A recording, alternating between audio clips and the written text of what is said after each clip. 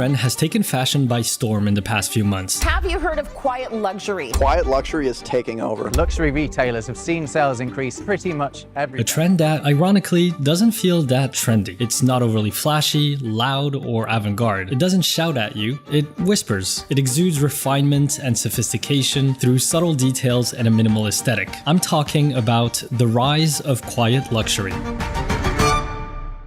Quiet luxury is a term that has risen in popularity massively since April of 2023, growing over 300% in the number of Google searches and earning 35 billion views on TikTok. But what exactly does it mean?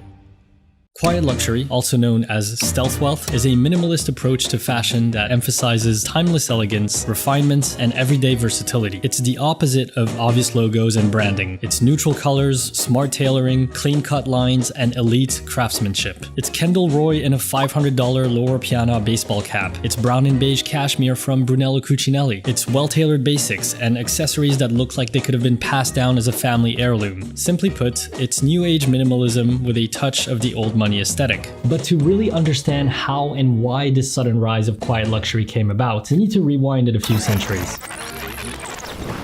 Throughout history, displays of wealth were often loud and ostentatious. You can observe this in architecture with buildings like the Palace of Versailles, arguably one of the most opulent residences in French history, and in fashion with the upper class distinguishing themselves through luxurious fabrics and expensive dyes, as was the color purple during the Middle Age. And the lower class have been emulating the rich and powerful through their clothing choices for thousands of years, something the upper class has never been too fond of. So much so that there were times when they put in place something called sumptuary laws that dictate what colors and fabrics people were permitted to wear according to their social rank. For example, during the Roman Empire, the emperor was the only person allowed to wear the color purple, and during Elizabethan England, Queen Elizabeth I decreed that only people above certain noble ranks could wear velvet, satin, and silk. These laws were justified by the Queen by emphasizing a fear of the rise in extravagant spending from the masses, which could potentially impact the nation's wealth. But in reality, the main reason behind these laws was an aversion to people dressing above their rank, which Queen Elizabeth complained was causing disorder and confusion. This tendency of people emulating the rich has remained a constant to this day. During the 20th century, we've seen various styles from the wealthy become mainstream, such as the Ivy League look in the 50s, pastel preppy in the 80s, and now quiet luxury, or stealth wealth as some would call it. But why is this particular style so popular today?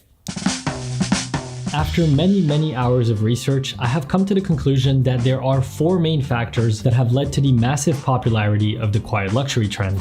Number one, it is a counter movement to the new money aesthetic. With the advent of the internet and social media, this has created a lot of new millionaires that have joined the ranks of the wealthy. And with this new money in the system and the boom of Instagram, flex culture has been rampant in the 2010s. It is no coincidence that some of the best-selling products for high-end fashion houses like Gucci and Hermes are their infamous gaudy belts. This surge of new money, along with people's desire to flex, means trends like logomania and maximalism were at the forefront of fashion. But this generation is tired of the flex culture and influencers flaunting their wealth with designer logos. I really like Gucci polos.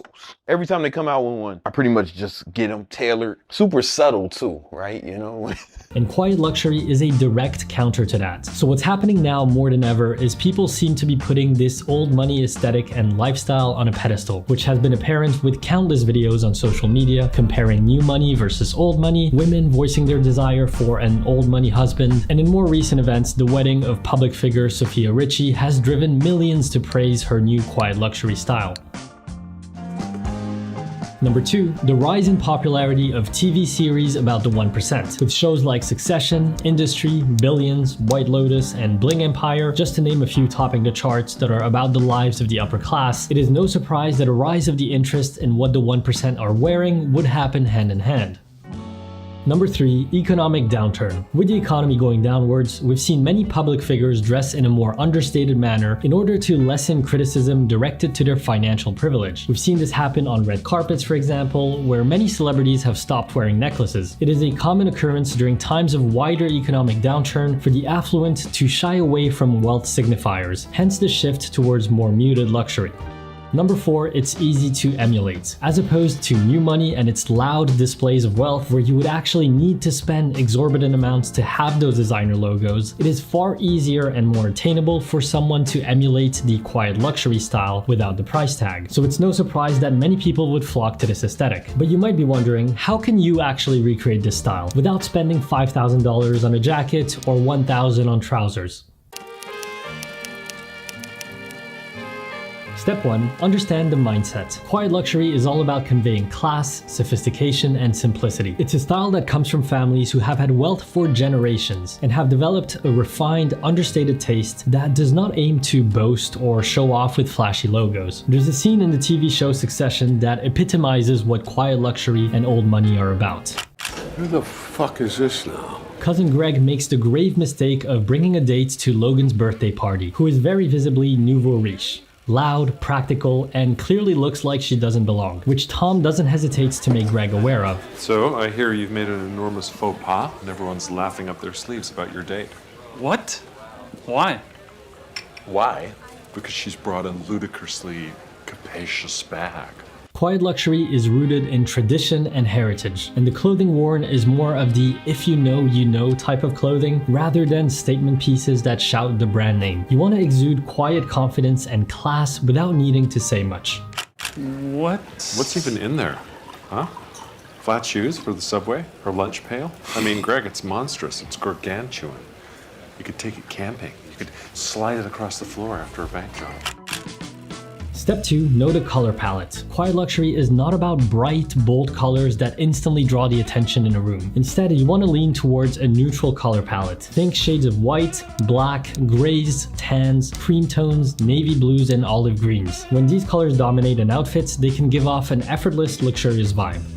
Step 3. Buy or thrift the essentials. Quiet luxury is not about reinventing the wheel. You want the bulk of your wardrobe to consist of timeless wardrobe staples in high quality fabrics. Some of the pieces that most give off that quiet luxury vibe are crisp tailoring, especially when worn casually without a tie or even without a dress shirt. For example, you could replace the shirt with a polo or a t-shirt. White or cream polo shirts. Both short-sleeved and long-sleeved versions will have you fitting right in with the Nepo babies. Knitwear and smart trousers. This combo is the go-to casual attire for quiet luxury, and bonus points if the trousers are pleated. Anything linen in summer, anything cashmere in winter. The more budget-friendly alternative would be wool, or even more affordable, wool polyester blends. Loafers, black or brown if you go leather, beige or brown if you go suede. The real old money quiet luxury people will get these essentials at brands such as Loro Piana, The Row, or Brunello Cucinelli. But if you're just trying to emulate the aesthetic without the hefty price tag, you can get very similar looking pieces from high street brands like Zara, COS, H&M, or Abercrombie. Granted, you might not get the same quality of fabrics, but you can still put together similar looking outfits.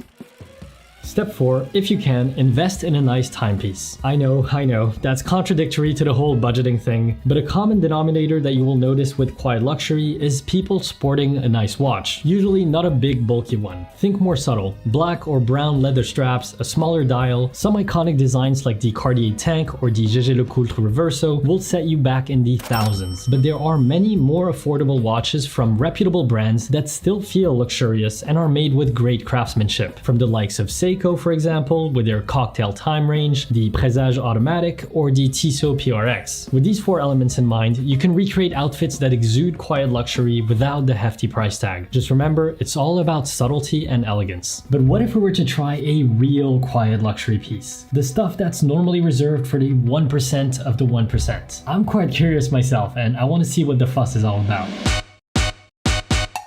Let me just check Mr. Porter. Ooh, cashmere mock neck sweater, 2,525 pounds. They don't have my size though. They don't have a 46. Let's see what else they got. Oh my god, 5,200 pounds. What is this? Kind of like this green one, you know? Oh, they don't have a size 46. No, they got in blue, size 46. Let's do it. All right, the package has arrived. Let's try this on. This is pretty much supposed to be the best that money can buy, the highest tier of luxury fashion. So let's see what 2,000 pounds can get us. This is the Loro Piana ribbed cable knit cashmere sweater. Wow, this might be the softest sweater that I've ever put on. So this is officially the most expensive sweater that I've ever worn in my life. Not super slim, I'd say it's a pretty classic fit. You can see the detail on the knit is just incredible. We've got 2x2 ribbing on the cuffs and on the hem of the sweater, and then this intricate pattern here on the rest of the garment. This feels like quiet luxury at its finest. It's subtle, yet distinctive and intentional in the design. It really is the if you know type of clothing. If you see someone wearing this walking in the street, you might not turn your head, but when you really come up close to it, that's when you're like, whoa, that sweater's looking really nice. There's something different about it. Like, where did you get it from? What's the brand? I mean, this is an absolutely beautiful piece, and I would love to keep it. If I was in the Roy family or something, I could definitely see myself wearing this. Right now, it's just a little bit outside my budget range, so I'm gonna have to return it. So, is it worth participating in this quiet luxury trend? Well, I guess it depends. First of all, I wouldn't say it's really a trend. Although yes, it is absolutely a trendy buzz term in fashion right now, quiet luxury has always existed in some sense. There's always been expensive, unbranded clothing that only the wealthy could afford. It's not a new thing. In some way, quiet luxury feels like an alternative word for minimalism, except this time it's high-end. But in reality, if you're going to try to emulate this aesthetic, you're probably gonna get the cheaper stuff from high street stores anyways, unless you are very wealthy. So it kind of feels like just a marketing term that sells you on an aesthetic that's been around for a while, but rebranding it to make it feel fresh and current and more unique, and ultimately to sell you more clothing. But let's not get all pessimistic here. That doesn't mean that it's all bad and you should tune out of it completely. I do think there are important takeaways from this. In a way, many elements of quiet luxury are things that I like to preach. A focus on quality rather than quantity, the importance of versatility, the use of neutral colors, and investing in good fabrics. So I would say the core tenets of quiet luxury are for the most part really solid, valuable principles. As far as dressing in that quiet luxury aesthetic,